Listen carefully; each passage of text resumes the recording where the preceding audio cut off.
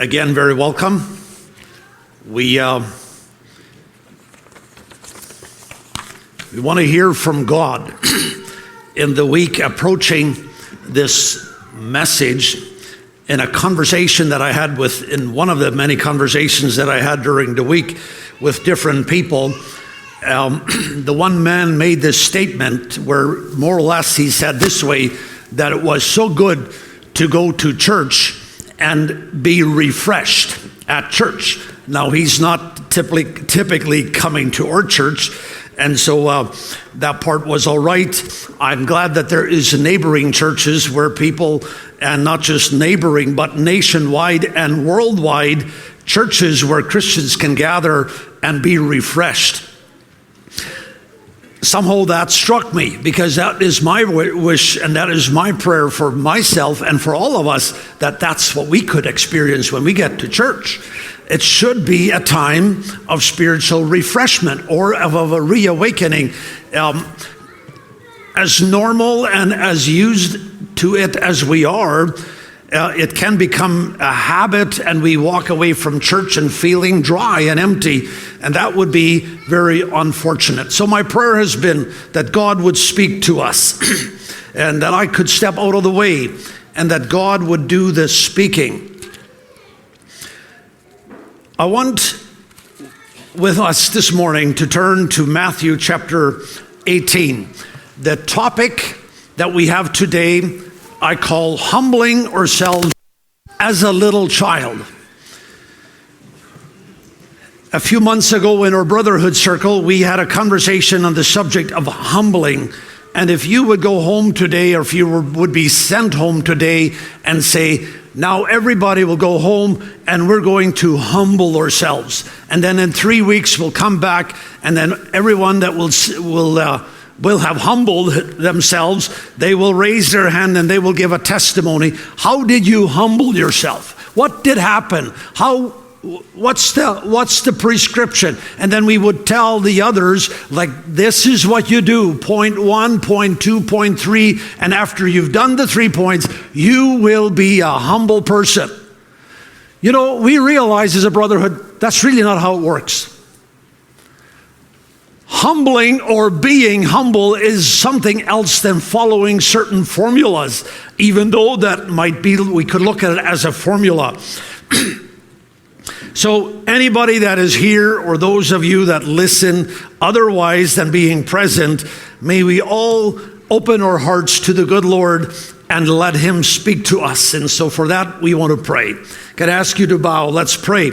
Lord, we bow before you and we thank you that you have spoken in the past, and God, you will speak.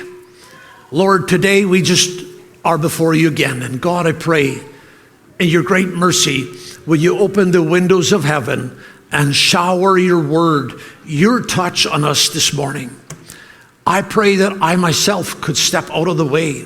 Lord, if it's me, it's gonna be a failure. So therefore, I pray your Spirit would work. We thank you for your word, and I pray that you today will break the bread for us. In Jesus' name, amen. Matthew chapter 18. If you're there, let's get started. This message is not the type that has 2 or 3 or 4 points. This message is more the type that we're gonna zero in on one subject and not so much go through several points. I want to use the first 12 verses, and we will just work through them as we read. At the same time, it reads in verse 1 in chapter 18, Matthew, came the disciples unto Jesus saying, and here's the question. So who is going to be the greatest in heaven? In our world today, this phrase might be said in a different way, and I just want to draw our attention, because we are more familiar with, when we talk about the greatest, we might be talking who got the most votes. Then we all know what we're talking about, and those are the numbers that are being watched. Those are the suggested numbers sometimes that are being heard. That's the political world. And then it's all based on who gets the most votes. Or then we find out, try to figure it out, what could I do to get more votes? So in today's language, we might read it this way: who will have the most votes the day of voting? Jesus answers that question. So he gives a good answer. It's coming in verse 4. So just hang on. We have to go through verse 2 and 3 before we come to the answer. But I want us to get a pretty good picture. What's the scene here? There's Jesus and there's his disciples. We know about that. That's verse 1. How many more people were in the circle? Not really important, but here you have Jesus, and let's assume the disciples were all there and they were all adult people. And in that setting, the question is being asked, who will be the greatest in the kingdom? Assuming probably that some of them had hoped that he would point at them and say, you will be the greatest, and you will be second, and you will be third. And then they would have their ranking, and from that day forward, they would sit. We don't know what they all expected, but these are the men, and they are now all looking at the master. He's going to give an answer. Here's a very important part in the next 12 verses that we need to understand, and that's why we want to take the time. So Jesus brings in a little child, but if you remember the topic, most of you have already forgotten what I said the topic would be. But the topic is to humble yourself like a child. Okay, so we have the man here, and they have asked the question, and as if Jesus didn't get the answer, the question, and so Jesus looks outside of the circle, and over there he sees a little child, big enough to walk up to them. I think the child wasn't brought by her mom or dad. And so that's verse 2. And so he says, and Jesus called a little child unto him. Hey, come here. You little boy, come here. Come over here. Come over here. And the others, they watch. What is this little child all about? And Jesus called a little child unto him and set him. That would indicate it was a boy, not very important. Set him in the midst of them. I want you to just have a little picture. So here we have Jesus and let's say the 12 disciples. They had formed the circle, which was a typical way to communicate because he was speaking to all of them. And now right in the midst of them, he has a little child. Do you still remember what the question is? What's the question? Who's going to be the greatest? Yes. Okay. So we're all waiting. We now have the 12 of us. We have the master, and we now have the little boy in the middle of us. Now we're in verse 3, and Jesus said, looking at the man, verily I say unto you, that's the man, except ye be, and he uses a word, I think if you will check your Bible, I haven't checked mine, it's probably the first time it shows up, converted. So here we are, whatever their ages were, but they were all adults. If you will be converted and become as little children, he doesn't even look at the child or refer to the child, but the answer is, if ye will not be converted and become as little children, ye shall not enter the kingdom of heaven. So the question as to who's going to be the most significant member in the kingdom first calls for a condition, and that is, if you won't be converted, you're not going to be there. So it's irrelevant. You know what? Some of us might say, so who's the leader in that country? Who cares? Because I'm not citizen there. So your question that you are troubled about is useless unless you will be converted like a child. Now we're coming to the answer, and that is verse 4.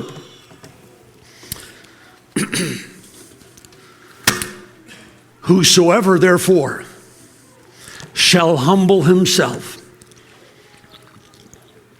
as a little child, the same is the greatest in the kingdom of heaven. Okay, let's go home. Now we have the answer. You're going to humble yourself like a little child. Have you ever heard somebody announces and says, hey, we have a 4-year-old at home and he's a really humble child? We have Marcela and me, we raised 6 children. We're working on the last 2, but we have raised 6 children. And it has never crossed my mind when they were small to call, what a humble child we have. So what are we going to do with this? Unless you humble yourself like a child, you're not even entering into the kingdom of heaven. Does it surprise you and me that sometimes the people were astonished when Jesus preached? Like, what? We're men here. We're adults, and we are to humble ourselves like a little child. Here's where we want to stop today. Like what? Like if you and I don't get this, then what's the answer? So the rest of the next 7 verses deal with that. I will give you a little bit of a head. So we have this little child. We will assume the little child to be small enough that we can call him totally innocent, okay? We believe him at that age. We have the disciples, and we have the scene here. The rest now is picture talk. Most of that, excuse me, we're going to add to this picture a millstone. Okay, so that's the stones where the people back in the days were grinding their wheat.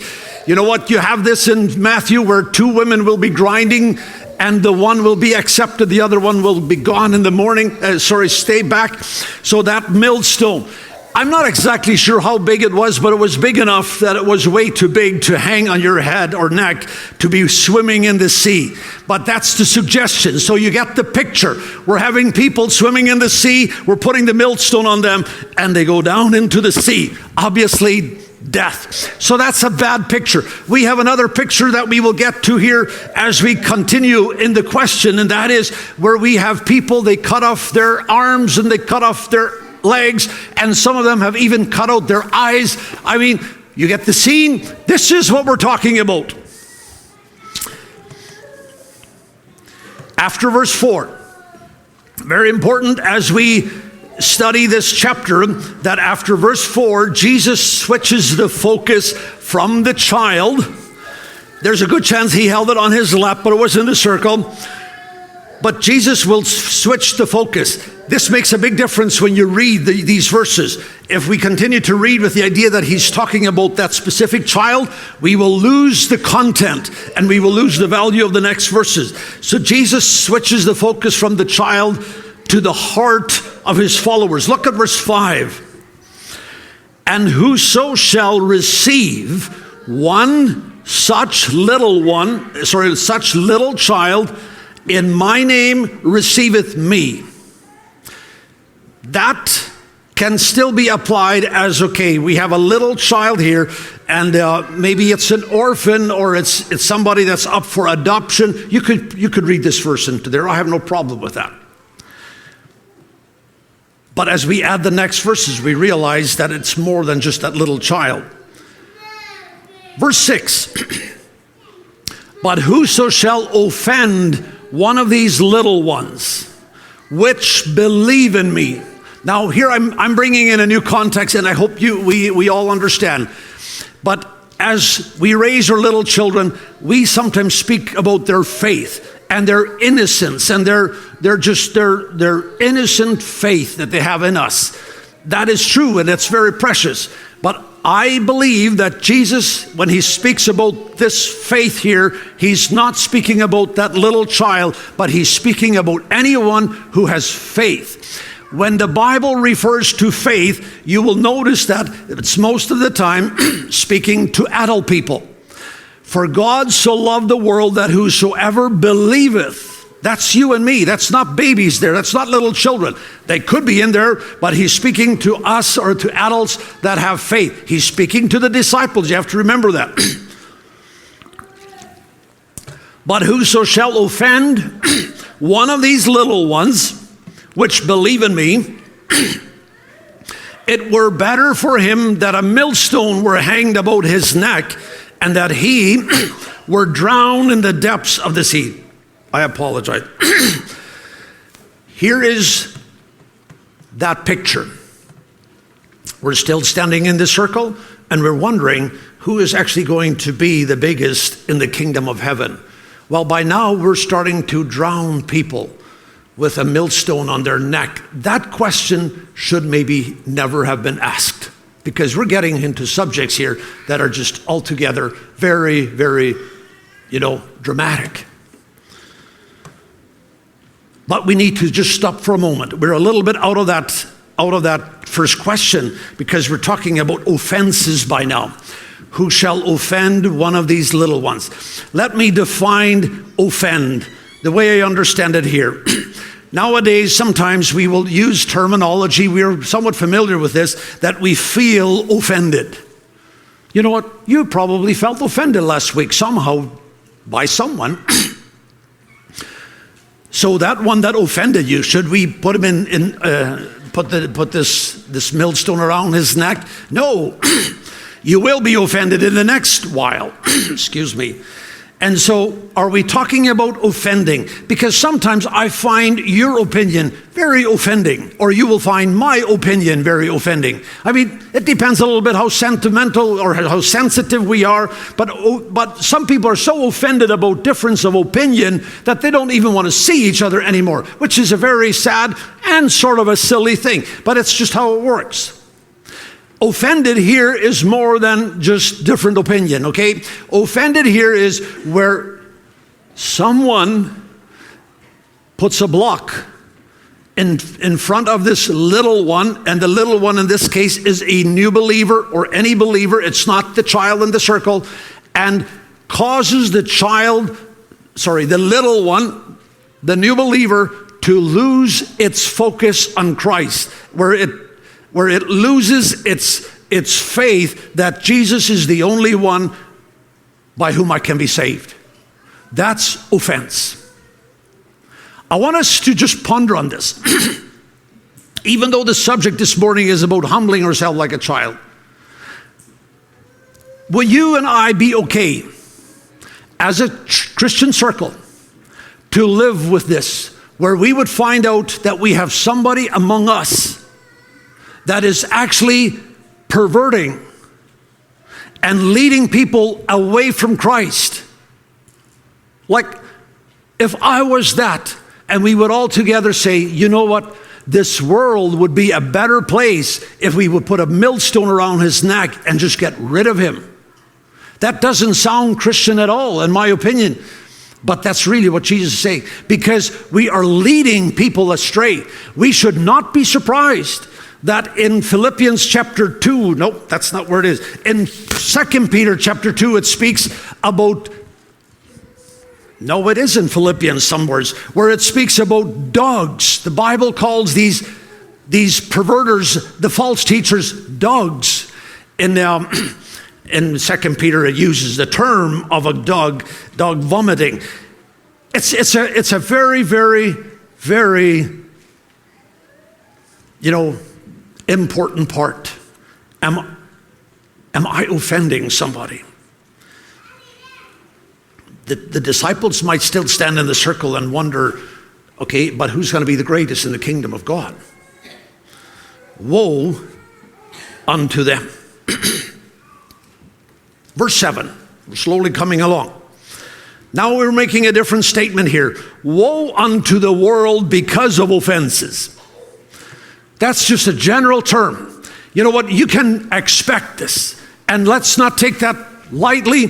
You can expect, I and you, we can all expect that in this world there is offenses. Yes, in this world there is a force that will try its very best to lead you away from Christ. You will not be a child anymore if this world will have its power. This world it's just offensive. Woe unto this world because of offenses, for it must needs be that offenses come. Jesus kind of just says, that's just going to be normal. It will be that way. But woe to that man by whom the offense cometh, if all of a sudden we should be able to tie a name to that offense. Woe unto him. Brother, sister, it doesn't matter. But if that would be my name or if that would be your name, That is terrible, terrible. I'm not speaking to you as in thinking that you or I, we are those people. But this would be very terrible. If I am an instrument to be a part of where I would lead somebody away from Christ. I want us to look into our own lives though, and that is that I can be an encourager of certain things. And I say certain, I could be an encourager of a bad thing where I would say, hey, let's go do something. Let's do this for tonight. Let's do this. And realize later that what we did was something that was serving as an offense. You know what? We are people enough that we could be caught doing that.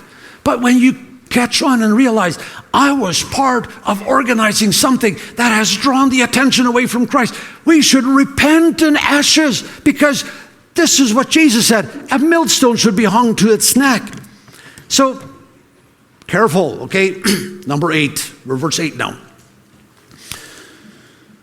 Wherefore, and here's where we become physical.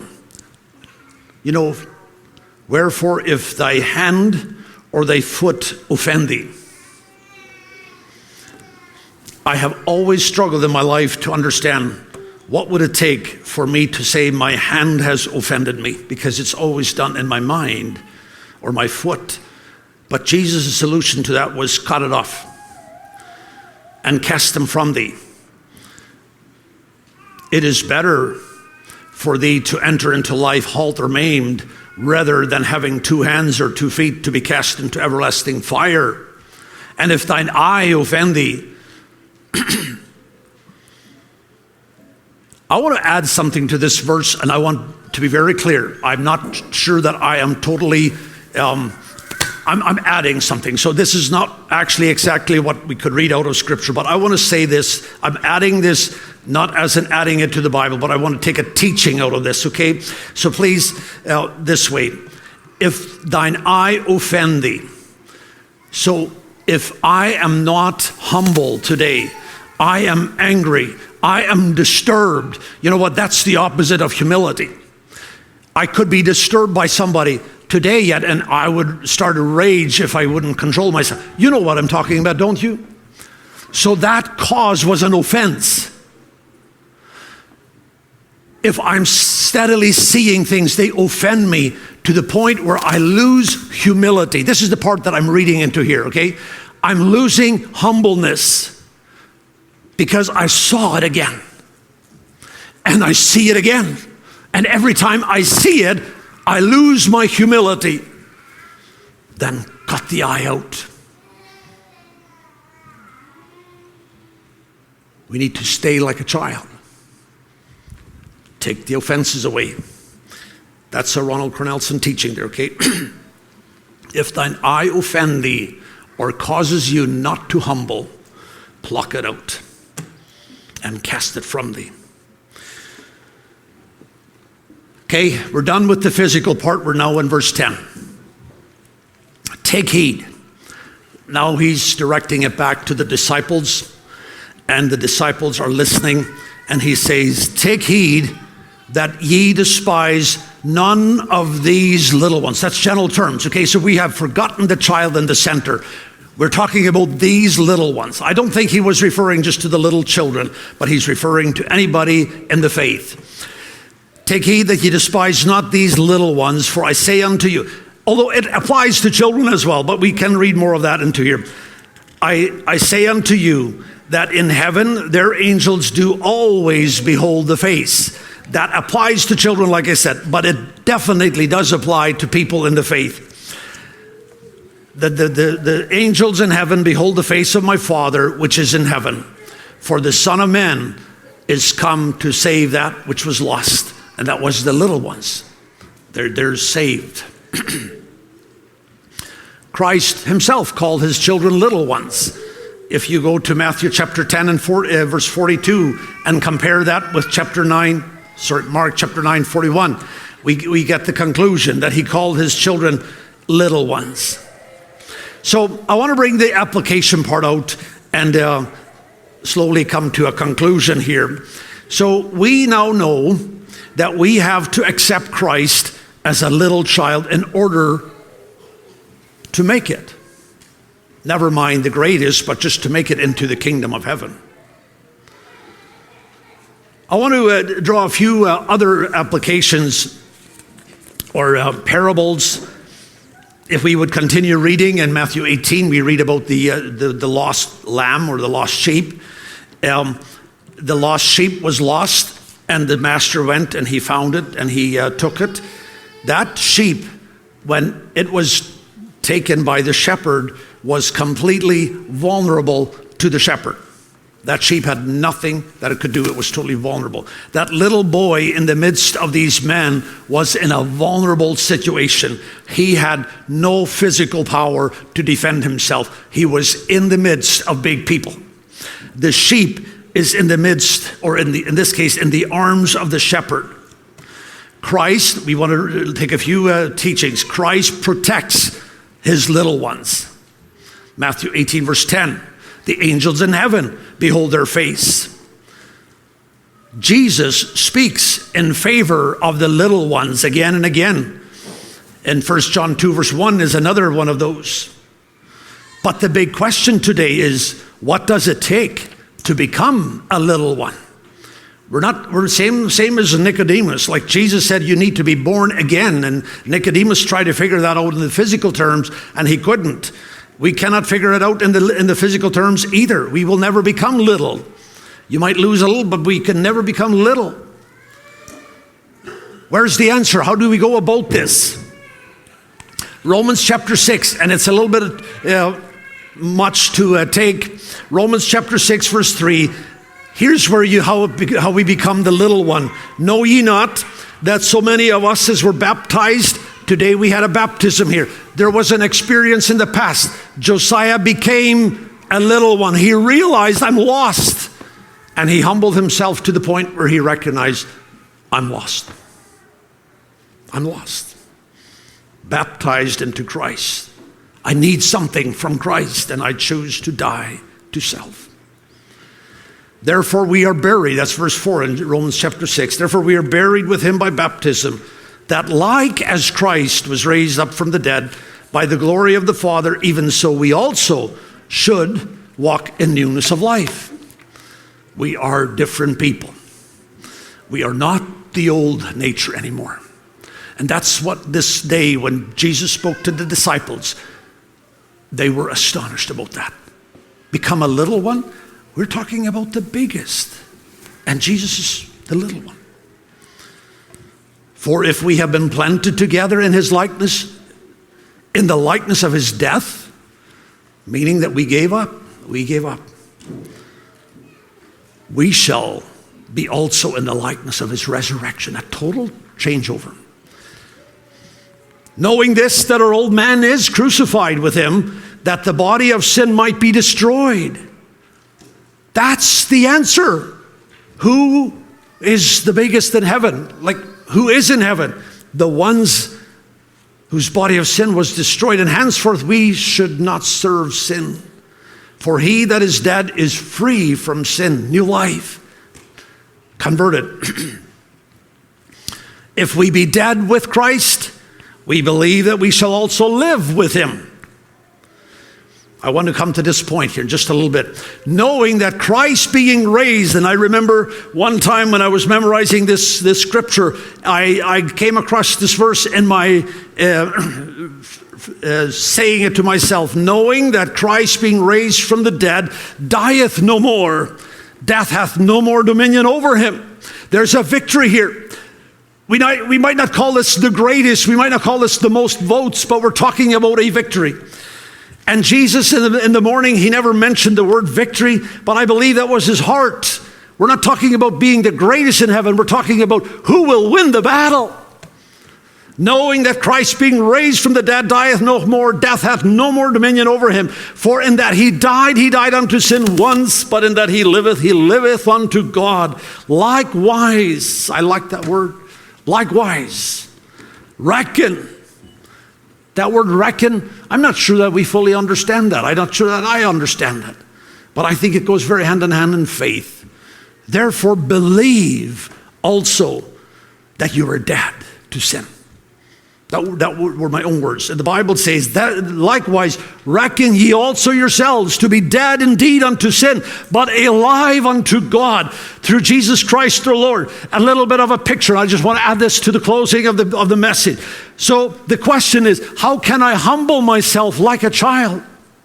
Because that seems to be the answer, how to make it to heaven.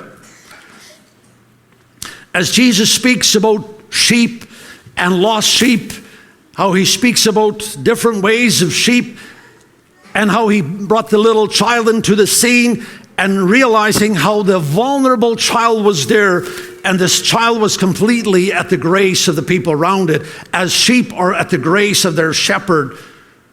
You know what? How do I humble myself? How? Humbling ourselves as a little child.